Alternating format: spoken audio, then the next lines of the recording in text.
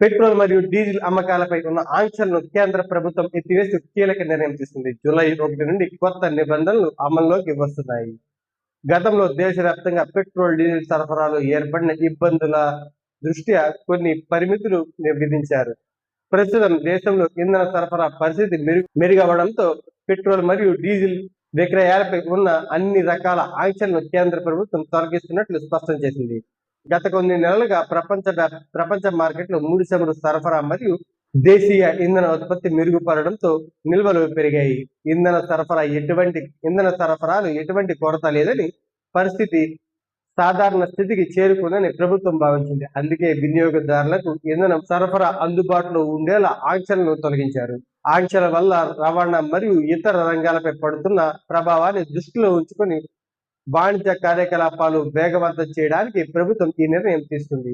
Petrol బంకుల్లో ఇంధనం దొరకలేదనే భయం ఇప్పుడు ఉండదు. ఇప్పుడు వినియోగదారులకు ఎటువంటి ఆంక్షలు లేకుండా తమకు కావాల్సిన పరిమాణాలలో ఇంధనాన్ని కొనుగోలు చేయవచ్చు. లారీలు, ఇతర రవాణా వాహనాలకు ఇతర ఇంధన లభ్యత పెరగడం వల్ల రవాణా ఖర్చులు, సమయం తగ్గే అవకాశం కూడా ఉంది. ఇంధన అమ్మకాలు స్వేచ్ఛగా జరగడం వల్ల పెట్రోల్ బంకుల వద్ద రద్దీ తగ్గుతుంది మరియు పంపిణీ వ్యవస్థ మరింత పారదర్శకంగా మారుతుంది.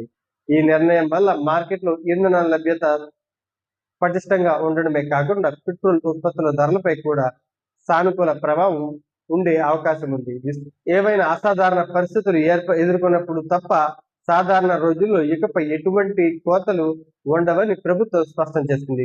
జూలై 1 నుండి ఈ కొత్త నిబంధనలు అమల్లోకి రానున్నాయి. కాబట్టి పెట్రోల్ బంకుల్లో ఇంధన నిల్వలపై ఉన్న పరిమితులు ఇక ఉండవు.